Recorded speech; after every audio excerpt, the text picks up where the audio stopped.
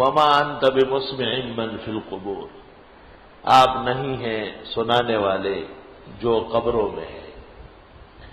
اور سورۃ روم میں اور سورۃ نمل میں تھا انک لا تسمع الموتى، بے شک آپ نہیں سنا سکتے ہیں مردوں کو، ولا تسمع الصم الدعاء، اور نہ سنا سکتے ہیں بہرے کو آواز، ان تسمع الا من یؤمن بآیاتنا، آپ انہی کو سنا سکتے ہیں جو ہماری آیتوں پر یقین رکھتے ہیں۔ آخری آیت سم الاموات کی وہ یہ آیت سمجھی جاتی ہے فاطر کی، وما انت بمسمع من فی القبور۔ جناب رسول اللہ صلی اللہ علیہ وسلم کی احادیث مبارکہ میں مردوں کے سننے کا ذکر ہے، اور حدیث کے سب سے بڑے امام کائنات میں امام بخاری ہے، اور امام بخاری نے بخاری شریف میں کتاب الجنائز کے اندر باب قائم کیا ہے، باب ان المیت یسمع خفق النعال، یہ باب ہے کہ مردے جوتے کی آہٹ سنتے ہیں۔ اور ایک جگہ باب ہے باب ان المیت تتکلم وہی تکون علی عناق الرجال، جنازے کے دوران مردہ بات چیت کرتا ہے۔ اس قسم کے ابواب سے یہ بات تو واضح ہو گئی کہ احادیث کا رجحان اور صحیح احادیث کی ترجیح سماع الموتیٰ کو ہے کہ مردے سنتے ہیں۔ جناب رسول اللہ صلی اللہ علیہ وسلم کی لسان نبوت سے پوری زندگی میں ایک دفعہ بھی ایسی کوئی حدیث صادر نہیں ہوئی جس میں آپ نے فرمایا ہو کہ ان الموتى لا يسمعون، مردے نہیں سنتے، ومن ادعى فعليه البیان۔ قرآن کریم میں یہ آیت 3 جگہ آئی، نمل میں، روم میں، اب فاطر میں، ہر جگہ لا تسمع الموتى انک لا تسمع الموتى، بے شک آپ نہیں سنا سکتے ہیں مردوں کو۔ یہاں فرمایا وما انت بمسمع من فی القبور، آپ نہیں ہیں سنانے والے ان کو جو قبروں میں ہیں۔ قرآن مجید میں بھی یہ نہیں آیا کہ مردے نہیں سنتے، بلکہ فرمایا آپ انہیں نہیں سنا سکتے۔ عائشہ صدیقہ کا انکار بخاری مغازی میں ہے، اس وجہ سے علماء کا ایک طبقہ یہ خیال رکھتا ہے کہ شاید مردوں کا نہ سننا یہ اصل ہے، اور اگر کہیں مردے سن چکے ہیں تو وہ معجزہ ہوگا، کرامت ہوگی، یا وہ احادیث مؤول ہوگی۔ سنا ہے کہ دارالعلوم دیوبند کے مفتی عزیز الرحمان یا مولانا رشید احمد گنگوئی یا مفتی کفایت اللہ اس خیال کے حامی تھے۔ ہمیں اس پر بھی اشکال ہے کیونکہ ان کے فتاوی اور تحریرات اس کے خلاف موجود۔ جمہور امت جن میں بیشتر صحابہ و تابعین ہیں اور سارے ائمہ حدیث، وہ فرماتے ہیں کہ مردے سنتے ہیں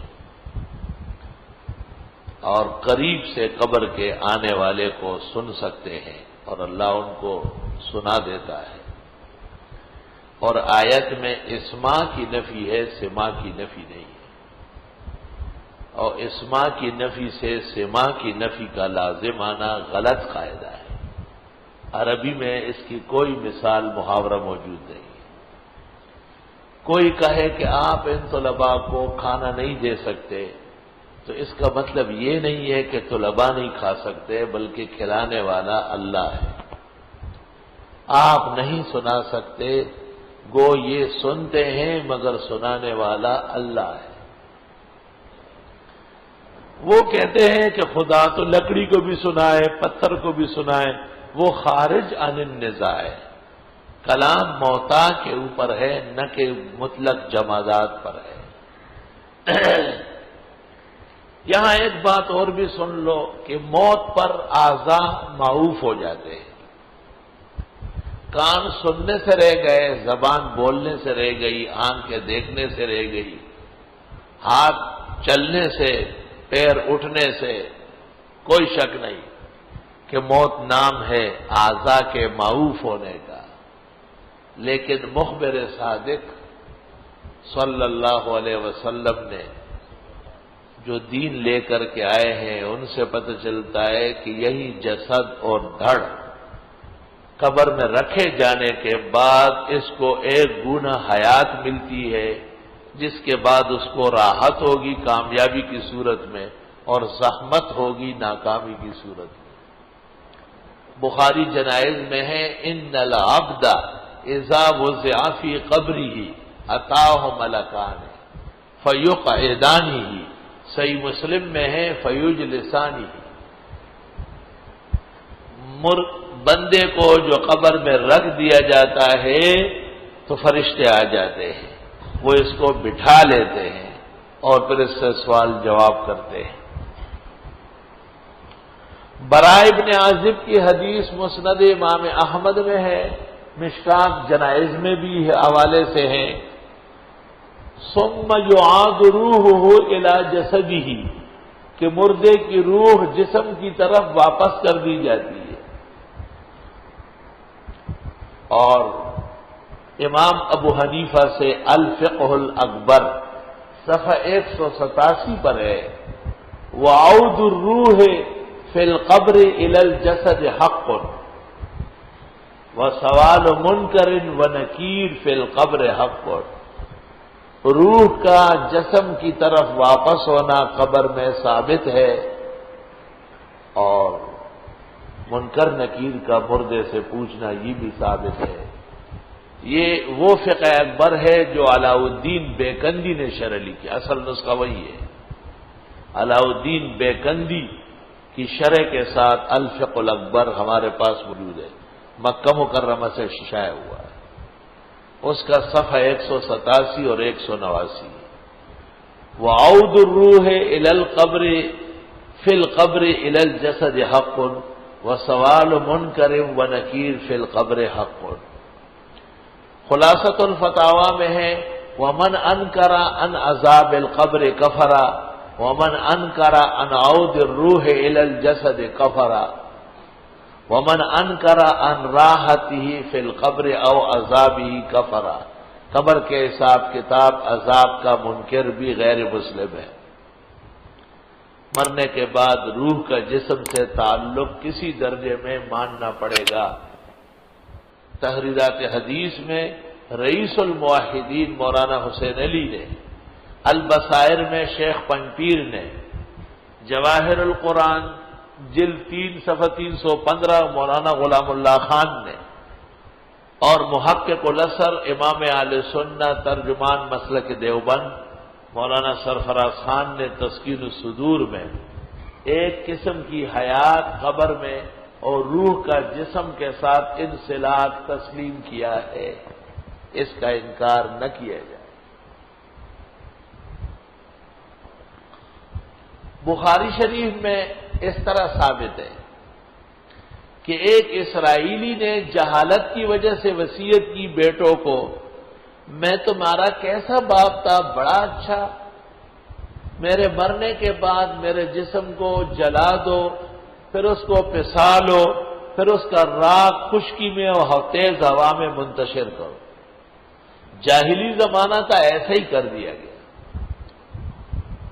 اللہ تعالیٰ نے ہوا کو حکم دیا ذرات روکو، زمین کو کہا پکڑو آدمی کو، حشاش بشاش آدمی رب کے سامنے کھڑا ہو گئے۔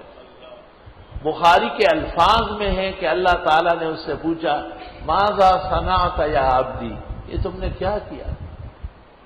قال من مخافتک یا رب، تا آپ سے ڈر لگتا تھا۔ قال فغفر له، اللہ نے مغفرت فرما دی۔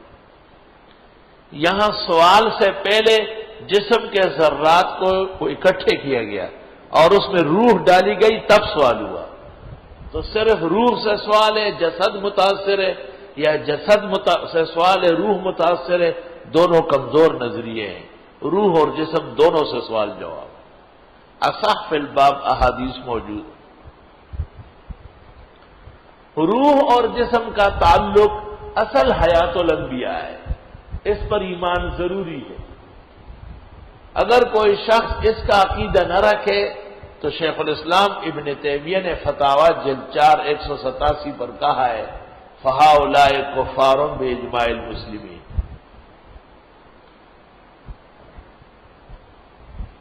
حیات الانبیاء، حیات الاولیاء، حیات الصلحاء، بلکہ حیات الکفار والمشرکین، تاکہ ان کو عذاب ہونا یہ ثابت ہے، اس کا منکر ٹھیک نہیں ہے۔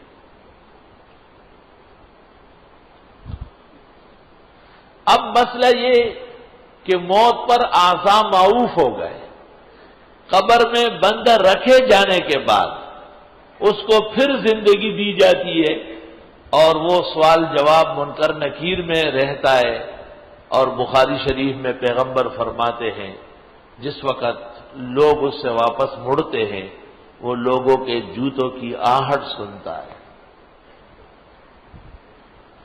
اور بخاری میں یہ حدیث ہوئی ہے کہ جنازے کے ساتھ ساتھ مردہ کہتا ہے اگر میں اچھا ہوں تو مجھے جلدی لے جاؤ، اور اگر برا ہوں تو کیوں آپس میں روکتے ہو۔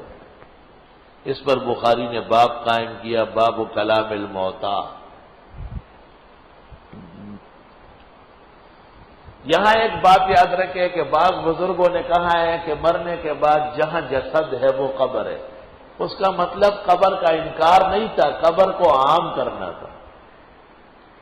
قبر کا ایک مفہوم حقیقی ہے، اس کو کہتے ہیں الحفرہ فی الارض، کھڈا کھود کے مردہ رکھنا، یہ حقیقی ہے۔ اور ایک یہ کہ کہیں ڈوب گیا، شیر کھا گیا، جھلس گیا، راک ذرات ہو گیا، اس وقت کہتے ہیں قبرہ اینما کان جسدہ بعد من انتزع روحہ، روح نکلنے کے بعد جہاں بھی اس کا جسم ہو وہ اس کی قبر ہے۔ جو طالب علم اصول شاشی اور نور الانوار پڑھ چکے ہیں انہیں یہ قاعدہ یاد ہوگا کہ الضرورت الی المجاز عند تعذر الحقیقہ، جب حقیقی معنی لینا مشکل ہو، جیسے جلے ہوئے، جیسے ڈوبے ہوئے، جیسے شیر کے کھائے ہوئے کے لیے، تو ہم نے کہا قبرہ اینما جسدہ بعد من انتزع روحہ، لیکن اس کا مجاز کا اطلاق وہاں نہیں ہوگا جس کو واقعی قبر مل چکی ہے۔ قرآن پاک میں ہے حتی زرتم المقابر، یہاں مجازی معنی کیسے ہو سکتا ہے؟ چلو یہاں سے نکلو، شیطان آ گئے درس میں خلل ڈالنے کے لیے۔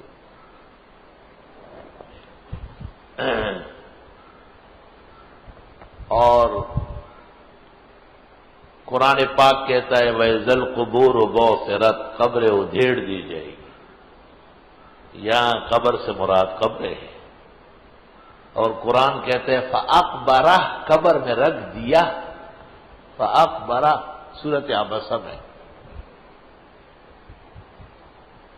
یہ بات سمجھ گئے کہ وہ عموم کرنا وہ مجاز کے لیے تھا ضرورتاً، اور جب ضرورت نہ ہو تو مجاز کی طرف جانا جرم ہے، اس لیے حقیقی قبر کا انکار کرنا ٹھیک نہیں ہے۔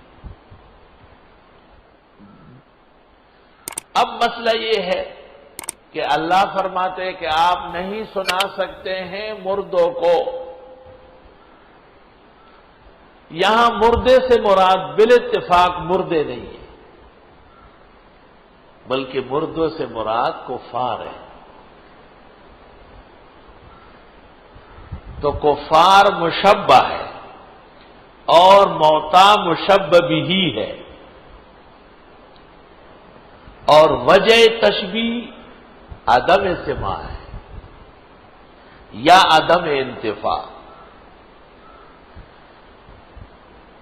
یہ بات عبد القاہر جرجانی نے اعجاز القرآن میں، تفتزانی نے مختصر المعانی میں، سکاکی نے تلخیص میں، صاحب رسالہ سمدیہ نے، سب نے تسلیم کیا ہے کہ وجہ تشبیہ مشبہ و مشبہ بہ میں ایک ہوگی، دو نہیں ہو سکتی کہ آپ ایک جگہ عدم سماع لے لیں، دوسری جگہ عدم انتفاع لے، یہ نہیں ہوگا۔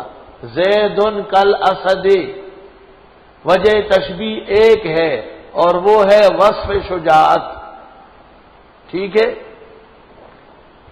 حاضل معزو کل جامو سے، یہ بکری بھینس کی طرح ہے، وجہ تشبیہ ہے کثرت حلیب، بعمل ہونا، دودھ زیادہ دیتی ہے۔ دو باتیں نہیں ہو سکتی ہے کہ آپ سینگوں میں تشبیہ دے دے، دم میں تشبیہ دے، یہ نہیں ہوگا۔ یہ کلام آپ کا محاورے سے ہٹے گا اور قانون سے نکلے گا۔ وجہ تشبیہ ایک ہوگی، دو نہیں ہوگی، طلبہ غور سے سن لے، اور اس پر صاحب فن تفتزانی اور میر سید اور جرجانی یہ سارا جہان متفق ہے۔ معانی کی کسی کتاب کو بھی آپ اٹھا لیں، تشبیہ کا باب نکالے، وجہ تشبیہ کے دو کا ہونا کسی ایک کے ہاں کبھی بھی قول نہیں ہے، وجہ تشبیہ ہمیشہ ایک ہوگی۔ انک لا تسمع الموتى، بے شک آپ مردوں کو نہیں سنا سکتے ہیں، یا آپ نہیں ہیں سنانے والے ان کو جو قبروں میں ہے۔ اگر ہم مانتے ہیں پہلی بات کہ وجہ تشبیہ عدم سماع ہے، یعنی نہ سننا، ٹھیک بات ہے، تو دونوں میں ماننا پڑے گا کہ کن میں مشبہ ہے کفار، وہ نہیں سنتے، اور مشبہ بھی ہے مردے، مردوں کے ساتھ تشبیہ دی گئی کفار کو، تو کفار مشبہ ہے اور موتا مشبہ بھی ہے۔ تو اگر کفار سنتے ہی نہیں تو مکلف کہاں ہوئے؟ یہ تو بالکل باطل توجیہ ہے کہ آپ کہیں کہ کفار سنتے ہی نہیں تھے، تو یہ عدم سماع تو قطعاً وجہ تشبیہ بننے کی لائق نہیں ہے۔ اب دوسری طرف آتے ہیں، وجہ تشبیہ عدم انتفاع، سننا لیکن فائدہ نہ اٹھانا، یہ بن سکتی ہے۔ کفار سن رہے تھے، مکلف تھے، عمل نہیں کر رہے تھے، فائدہ نہیں اٹھا رہے تھے۔ مردے اب قبروں میں سن رہے ہیں لیکن اب دنیا میں آ کے عمل نہیں کر سکتے، تو وجہ تشبیہ ایک ہوگی، دو نہیں ہو سکتی، فن کے نے کبھی بھی اجازت نہیں دی۔ اور اگر عدم سماع وجہ تشبیہ مان لی جائے تو پھر یہ اطلاق کفار پر صحیح نہیں ہوگا، آیت کا فوائد خراب ہو جائیں گے۔ لہذا عدم تشبیہ یہاں پر وجہ تشبیہ عدم انتفاع ہے، نہ کہ عدم سماع ہے، اور عدم انتفاع جب وجہ تشبیہ بن گئی تو بات بالکل سدھر گئی کہ یہ کفار سنتے ہیں مانتے نہیں، جیسے مردے سنتے ہیں لیکن اب آ کر کے عمل نہیں کر سکتے، جہان ختم ہو چکا ہے عمل کا۔ اذا مات ابن آدم انقطع عملہ الا عن ثلاث۔ ابن جریر نے اپنی تفسیر میں عدم انتفاع تسلیم کیا ہے، صاحب قرطبی نے عدم انتفاع تسلیم کیا ہے، آلوسی نے عدم انتفاع تسلیم کیا ہے، فخر رازی نے عدم انتفاع تسلیم کیا ہے، تمام وہ اکابر، ابو حیان اندلسی نے البحر المحیط میں، خطیب شیربینی نے السراج المنیر میں، اسماعیل حقی بروسی متصوفہ میں سے ہے، اس نے بھی تسلیم کیا کہ وجہ تشبیہ عدم سماع نہیں ہے، عدم انتفاع ہے۔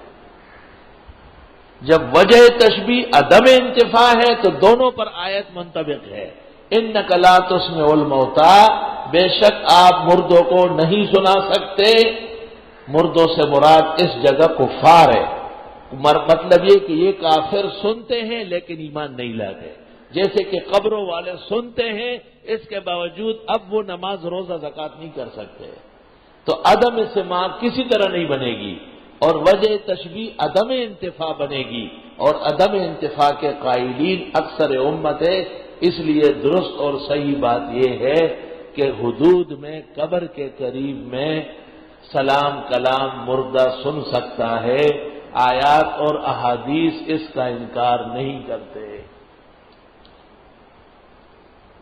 احادیث تو سب کے سب سماع الموتى کی دلیل ہے۔ مولانا انور شاہ صاحب رحمت اللہ علیہ شرح بخاری میں لکھتے ہیں ان الاحادیث فی سمع الاموات تبلغ مبلغ التواتر، مردے سنتے ہیں یہ حدیث متواتر تک کی حد تک پہنچ رہی ہے۔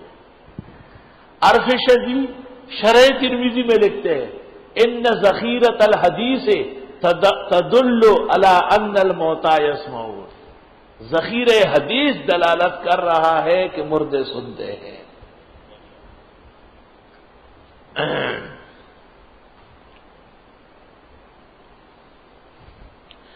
ایک اشکال مولانا رشید احمد صاحب گنگوئی رحمت اللہ علیہ نے کیا ہے، وہ اشکال علمی ہے کوکب الدری شرح ترمذی میں۔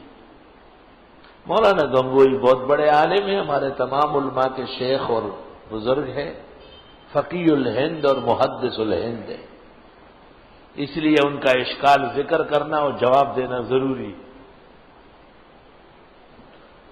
اشکال یہ ہے کہ کفار تو سنتے تھے، ایمان نہیں لاتے تھے، اب مردے بھی سن لے تو تشبیہ کیسے ہو گئی؟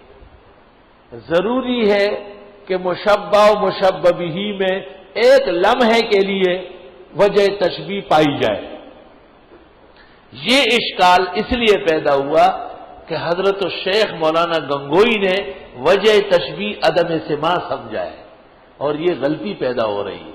اگر وجہ تشبیہ عدم انتفاع نظر میں ہوتی تو کبھی بھی یہ اشکال نہ فرماتے۔ فن پڑھنے والے طلباء کا فرض ہے کہ باتیں غور سے سن لیں۔ پورے مسئلے پر نظر کے بعد لدھیانوی مرحوم نے مجھے کہا گنگوئی صاحب کے اشکال سے ڈرا ہوا ہوں، مجھ سے باتیں نہیں کرو۔ ہماری بڑی دوستی تھی، قرب تھا ایسا۔ میں نے کہا باتیں کریں گے اور تشبیہ سمجھائیں گے۔ کون ہوتے ہیں تم سمجھائیں؟ میں نے کہا انور شاہ سمجھا سکتے ہیں؟ کہا بالکل، کہاں ہے؟ میں نے کہا یہ فیض الباری۔ میں نے کہا اپنی جگہ بیٹھے میں سناتا ہوں۔ شان ورشاہ اس طرح کہتے ہیں، لیکن اس وقت پھر یہ نہ کہو کہ حضرت گنگوئی کو جواب ہے، کوئی اور بھی ہوگا ان سے پہلے جو شاہ صاحب کی نظر میں ہے۔ حضرت شاہ سے اس طرح کہتے ہیں، فیض الباری جلد 2 صفحہ 447، فیض الباری جلد 2 صفحہ 447۔ انور شاہ صاحب اس طرح کہتے کہ یہ کہہ دینا کہ مردے تو نہیں سنتے، وہ کافر تو سنتے تھے اور مردے بھی سن لے تو تشبیہ صحیح نہیں ہے، جہل و صفح، پرلے درجے کی جہالت ہے یہ کہنا۔ میں نے اس لیے کہا کہ معلوم ہوتا ہے کہ حضرت گنگوئی سے پہلے بھی یہ بات کہی گئی۔ شاہ صاحب ان کا رد کر رہے ہیں، نہ کہ حضرت گنگوئی کا۔ حضرت گنگوئی کو تو وہ کہتے ہیں افقہ من فقیہ الشام، ابن عابدین سے بڑھ کر عالم ہے۔ حضرت فرماتے ہیں ہم یسمعون اے الکفار فی عالمنا وہم یسمعون فی عالمہم فلتبھت تشبیہ لا محالہ، یہ تشبیہ تو اور زبردست ہو گئی۔ یہ سنتے ہیں ایمان نہیں لاتے ہمارے جہان میں، وہ سنتے ہیں اور اب دنیا میں عمل نہیں کر سکتے آخرت میں، تو یہ تشبیہ زبردست ہو گئی۔ دونوں عالم کے درمیان جو فرق ہے اس کو وجہ تشبیہ بنا لیا، وہی عدم انتفاع۔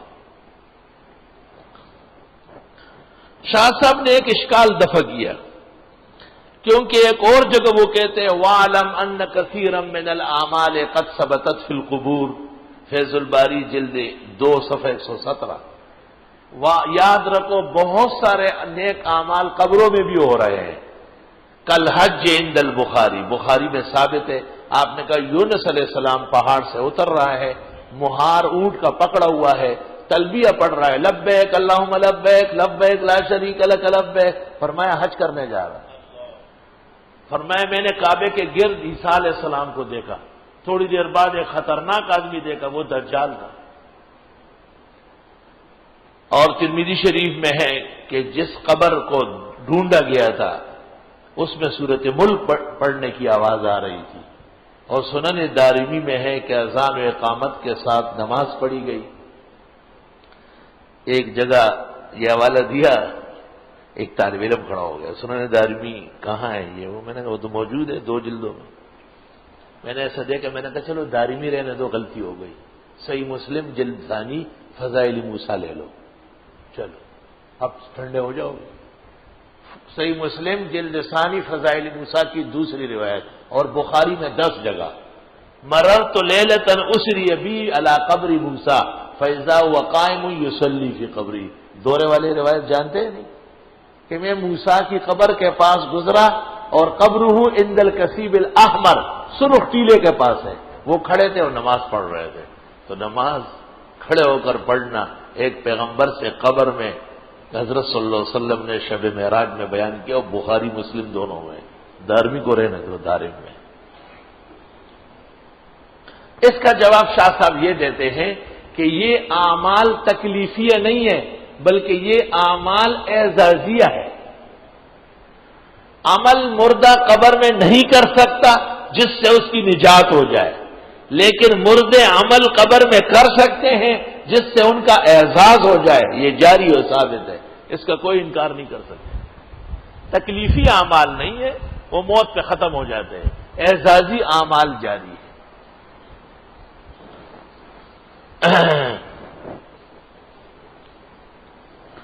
میں خود اس مسئلے میں زمانوں تک سرگردان رہا، اور چونکہ میرا تعلق ترجمے و تفسیر سے ہے اور اکثر مشائخ قرآن سماع الموتیٰ کے منکر ہے،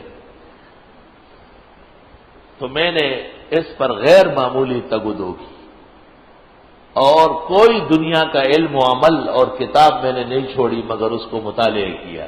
اس نتیجے پر پہنچ چکا ہوں کہ سماع الموتیٰ بالکل ثابت اور حقیقت ہے، اس کا انکار مناسب نہیں ہے، اور انکار کرنا کمزور پہلو ہے اور اس بات کرنا مضبوط اور قوی پہلو ہے۔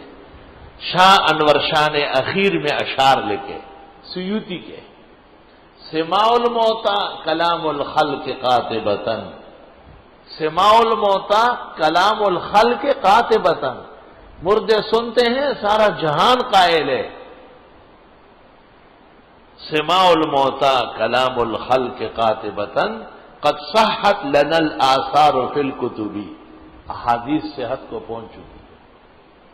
وآیت النفی انک لا تسمع، وآیت النفی معناها سماع ہدا عدم انتفاع، لا يسمعون اے لا يسغون للادب، سماع الموتیٰ کلام الخلق قاطبتاً قد صحت لنا الآثار فی الکتب، وآیت النفی معناها سماع ہدا لا يسمعون اے لا يسغون للادب۔ کیا لکھیں گے امام خمینی، کیا لکھیں گا؟ لکھو، مجھے کیا معلوم ہے کیا لکھتے ہو، ابھی املا کر رہا ہوں، خالی قلم نکالا ہوا ہیڈ ماسٹر صاحب بیٹھے ہوئے۔ لکھنے والے دو ہوتے ہیں، یا ایسے ذہین جو سنا ٹک بعد میں پڑھ دیکھا جائے گا، اصل لکھت وہ ہے۔ دوسرا وہ کہ سمجھ کے لکھے تو اس میں تو دیر لگے گی، یقیناً دیر لگے گی، اس لیے اکثر طلباء لکھنے سے محروم ہو جاتے ہیں۔ میں نے زندگی میں کوئی چیز لکھی نہیں، میں حیوان ناطق تو ہوں، کاتب نہیں ہوں۔ اللہ تعالیٰ نے شروعی عمر سے ایسا حافظہ دیا تھا کہ جو سنا یا دیکھا بھولنے کا نام نہیں لیا تھا۔ اور پھر امام الاسر مولانا انور شاہ صاحب سے محبت و عقیدت نے تو اس کو اور جلا بخش دی۔ اب تو وہ بات نہیں رہی، ہزاروں امراض و تکالیف ہے، لیکن بہرحال بنجرے ویران کنڈر کے کچھ عجائب نظر آ جاتے ہیں الحمدللہ۔ وما انت بمسمع من فی القبور، آپ نہیں ہیں سنانے والے ان کو جو قبروں میں ہیں، سنانے والا اللہ ہے۔ حضرت اقدس مولانا مفتی محمود صاحب نے بھی سورۃ روم کی آیت پر کلام کیا ہے اور سماع الموتیٰ کو ترجیح دی۔ حضرت اقدس استاذنا و شیخنا البنوری وہ بھی سماع الموتیٰ اور کلام موتیٰ کے شدت سے قائل تھے، اور دنیا جانتی ہے کہ انور شاہ کے علوم کا ان سے بڑا امین دنیا نے دیکھا نہیں۔ وہ تشبیہ والی بات کہ حضرت گنگوئی نے فرمایا کہ کفار تو سنتے تھے، اب مردے بھی سن لے تو تشبیہ کیسے بیٹھے گی، اس کا جواب جو میں نے انور شاہ صاحب سے پڑھ کر سنایا تو مولانا محمد یوسف لدھیانوی اپنی سیٹ سے اٹھ کے یہاں تشریف لائے اور مجھے کہا کھڑے ہو جاؤ، اور میری پیشانی چوم لی اور فرمایا احسن العطر کی طرح اس مسئلے سے بھی پورا پردہ اٹھا لیا کہ بس یہی وزن تھا، آج اتر گیا. اور بار بار فیض الباری کی اس جگہ کو چوم رہے تھے. شاہ صاحب نے دل ٹھنڈا کر دیا. اب یہ کہنا کہ یہ بھی سنتے ہیں اور وہ بھی سنتے ہیں، تشبیہ کیسے ہوگی؟ شاہ سے فرماتے ہیں ھذا جہل و سفہ، یہ بالکل غلط کمزور بات ہے. ہم یسمعون فی عالمہم وہم یسمعون فی عالمنا فلطفت تشبیہ لا محالہ. تشبیہ اور لطیف ہو گئی، بہت زبردست ہو گئی.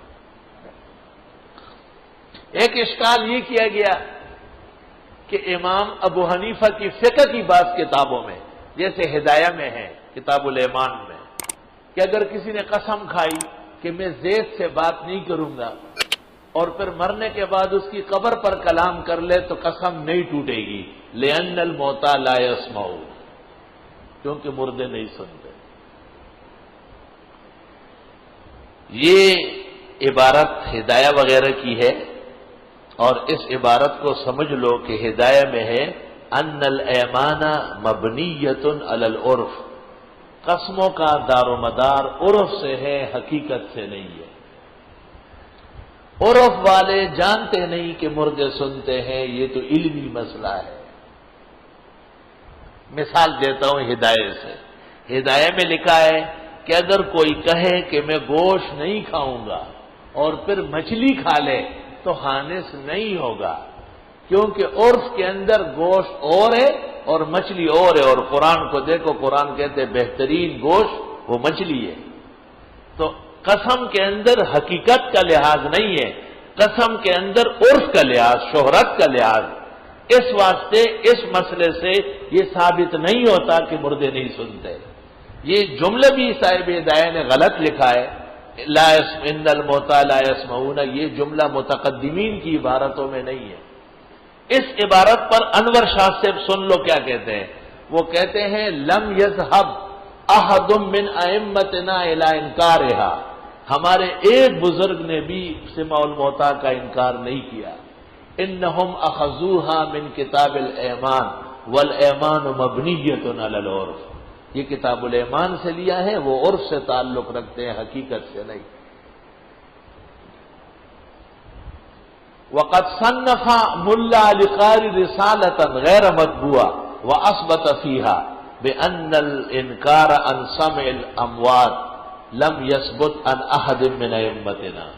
علی القاری نے غیر مطبوع رسالے میں لکھا ہے کہ ہمارے اکابر حنفیہ میں سے ایک بزرگ بھی سماع الموتى کا منکر نہیں تھا.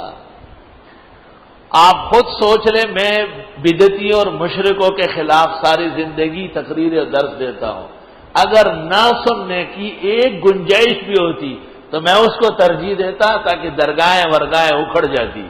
لیکن حق سے انکار کرنا اہل حق کا کام نہیں ہے. مردے قبروں میں سنتے ہیں قریب سے، اور اس سننے سے وہ فائدہ بھی اٹھاتے ہیں، خوش ہوتے ہیں. اس لیے پیغمبر سے جب صحابہ نے کہا کبھی کبھی ہم گزرتے ہیں قبروں سے، آپ نے یہ نہیں فرمایا کہ وہ اجڑ گئی، ختم ہو گئی، مٹی ہو گئے. فرمائے اذا مررتم علی القبور، جب قبروں سے گزرنے لگو فقولوا السلام علیکم، سلام کرو.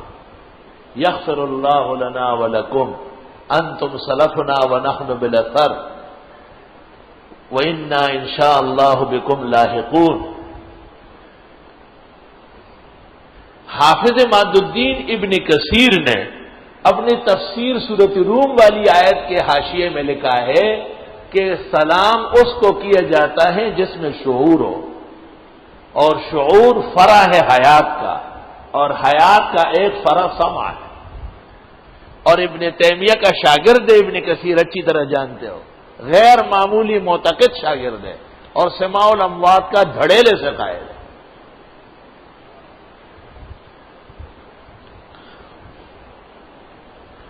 بہرحال میرے اور میرے اساتذہ اور مشائخ میں سے کوئی ایک استاذ بھی سماع الموتى کا منکر نہیں تھا. جتنے علماء و اکابر پر میں اعتماد کرتا ہوں وہ سب کے سب الاموات کے قائل تھے. ہم اسی کو حق اور راجح سمجھتے ہیں. وللہ الحمد اولا وآخرا. ہے۔